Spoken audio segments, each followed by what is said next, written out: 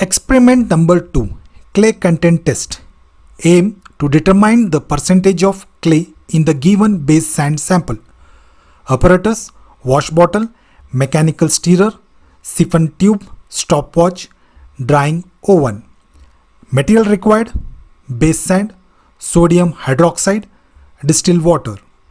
Procedure: preparation of alkaline solution. First, weight 25 gram of sodium hydroxide and dissolve it in 50 cc of distilled water, and then make the volume to 1000 cc by adding distilled water.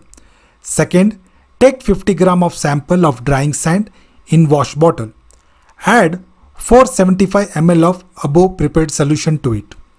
Third, agitate the above for about 5 minutes with mechanical stirrer and allow for about 3 minutes to settle and then siphon off the water. Fourth, once again add the sodium hydroxide solution to the sand. Stir it and allow it to settle the above 3 minutes and then siphon off the water. Fifth, repeat the above procedure till the water becomes clear. Sixth, remove the remaining sand grains from the bottle, dry and wait. The loss in the weight of the original 50 gram of sample gives the amount of clay content present in the 50 gram sand sample. Result: the percentage of clay in a given sample of a sand is obtained. Stirring purposes, okay, and this is a Borosil glass jar of 1000 ml. Borosil glass jar of 1000 ml. In this I am adding 100 gram of normal sand. Okay, like this way you have to lift it up, push the sand and keep it over here. In this now I am adding in water for the cleaning purpose of the sand. How does the sand is been washed out? Okay, the clay comes out of that sand. Okay. You have to add the water up to the unless and until it merge the stirrer. Okay, over here now I am adding sodium hydroxide pellets. So okay, the small pellets are there to the sodium hydroxide. So we are using over here the liquid solution of sodium hydroxide. The sodium hydroxide plays a very important role in this experiment. It is a cleaning agent. It cleans or wash the sand and remove out all the mud particles from the sand. Okay.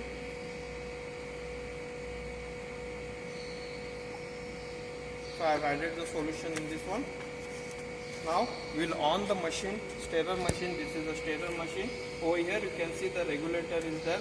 Okay, you have to regulate it for the 15 minutes. The time regulator is there. Up to 15 minutes it will stir, and this regulator is used for controlling the speed of the stirrer spindle. Okay. Now I switch on.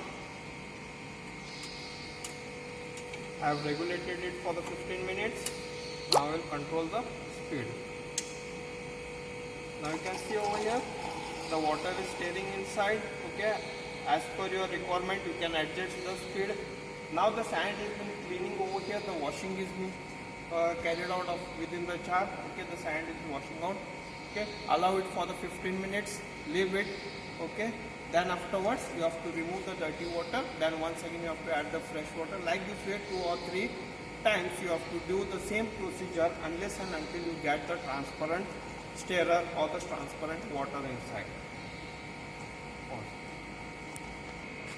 Now see the students, I have already done this procedure 2 or 3 times over here. Now you can see the appearance of the water over here. It is now totally clean water is there. Okay, it was initially you have seen it was in dirty water. That is what identified that all the muds and the clays which is coming out. Okay, that identified by the water in a muddy color. Okay, now you can see it is a transparent color. Okay, the procedure what I have shown you that has been repeatedly done for the 2 or 3 times for the 15 minutes regulating the time. Now you can see it is very clean and neat. You can transparently you can see the sand within this one. That means what? It shows that all the muds and the clay particles from this sand is been removed out or washed out. Okay. Now what I am going to do? Now I am removing this water and the sand. Okay, and make it to a dry condition.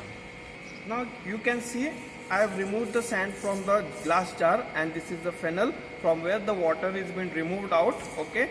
Now what the condition is that initial weight of this sand you have taken in a dry condition. Now it is in wet condition, it is in cleaned with the water.